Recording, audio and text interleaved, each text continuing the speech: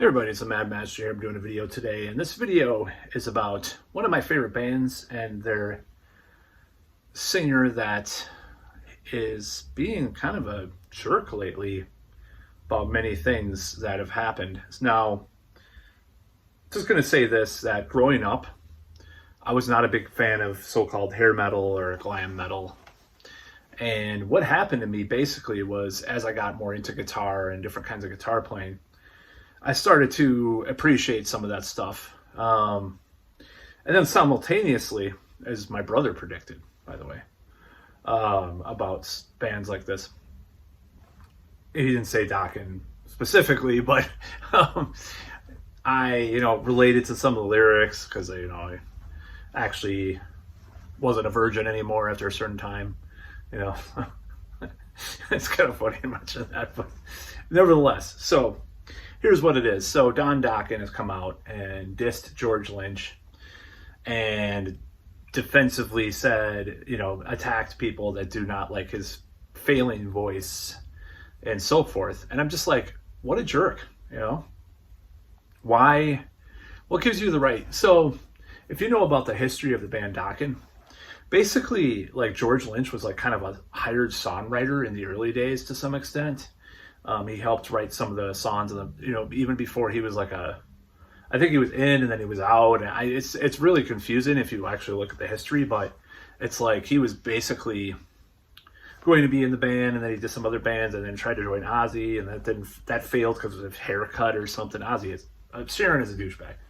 Sharon Osbourne. They hired Jakey Lee as a great guitarist instead, but nevertheless, he went back to Dokken or whatever, went to Dokken, and the rest is history. Now, both have had careers that were, somewhat decent afterward. Don Dokken had Up From the Ashes, and Lynch Mob was George Lynch, and some of the other members were involved with that too. And then, you have a few good albums from each one's incarnation of whatever band you want to call it, what Dokken, because he had Dokken, they reunited and all this stuff. Now, recently, though, Don Dokken has come out and said, Warren D Martini would have been a better guitarist for Dokken. And it's like, without giving credit to George Lynch, is like, basically wrote, with Jeff Pilson, the bass player, wrote the majority of Dokken's hits and songs and riffs that were killer. Now, I like Warren D Martini. We play a Rat song in my cover band that I'm in. And I do like his style of playing and, his attitude and stuff. But I don't see how just the way he talked about George Lynch in this article was just, it was so derogatory and so demeaning. It's like, obviously they both have their feuds and they have issues with each other, but there's no way that you can say that they would even be the same band. Now, Warren D Martini does write songs, but for the majority of Rat's existence, at least in the 80s, it was a team effort with Robin Crosby, especially rest in peace, having a place in the songwriting. So it's kind of ironic, this Rat thing. I wasn't even planning on that, by the way, this Rat cover right here with Tawny Kitaen. That was not planned, by the way. That was a coincidence. I decided to do it over here because it's a little less, well, I don't like the air conditioner, but,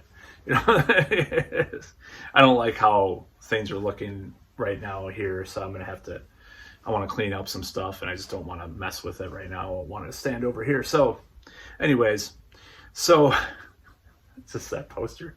So it's kind of funny that poster is there.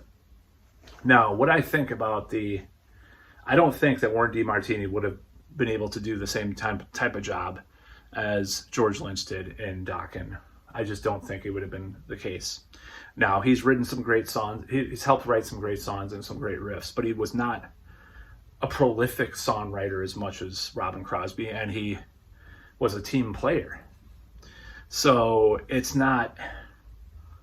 difficult to really, retcon that history, but I don't think they would have been the same kind of band. I mean, George Lynch was influenced by, they were both very similar guitarists. they even do this, you know, type of vibrato, this slide vibrato with some of the leads and stuff. And I've had to learn this Rat solo, and I have to do, you know, it's like jerking it or something, you know. But anyways, they actually call it that in Japan, by the way. I'm not going to say for YouTube. I'm going to censor myself on YouTube. So yeah, this whole, you know, they're kind of similar, but like, think about like those kind of Dokken's riffs themselves were almost too good, or I'm not going to say the word progressive, but like more metal, like European metal sounding than like most hair bands, or a lot of hair bands. Rat was kind of in the middle, you know, because they had their Judas Priestish parts, but you know, they still had that glammy kind of Aerosmith thing. But Dokken, full on, like these tritone riffs and all this crazy diminished stuff with the leads. There was no way that it would have been the same band with Warren D Martini. And then, you know, being such a dick about his voice, it's like, well, dude, people are noticing you cannot sing the way you did. Well, don't come to the show. Why don't you try to be like Tom Kiefer? He improved his voice. You know, he tried to. His voice was going, and he practices 2.5 hours every day. There's people that have kept up their voice. Bruce Dickinson, to some extent, to a huge extent, has done it, and so has Rob Halford, even more now than he was a few years back. Actually, his voice sounds pretty intact for 100 years old or whatever it is, you know. They sound a lot better. So, you know, Glenn Hughes is just, you know, that's on another level, of course. But, you know, you have Don Dokken, you have Paul Stanley, you have David Coverdale, you have John Bon Jovi. John Bon Jovi is probably the worst, and second worst is Don Dokken, because he mumbles his way through the songs. So, whatever, dude. You know, you can diss George Lynch all you want. George Lynch has been in countless bands now. He's like Mike Portnoy. He just jumps from all these projects, and I think it's pretty cool because, you know, as I get older, I kind of look up to George Lynch as a guitarist with regards to that. Like, oh, you could do all these projects, and you're like at least 80 or so. I mean, he's not 80, but you know, he's like 70 years old or whatever. He's doing all these projects. He's been like all these bands.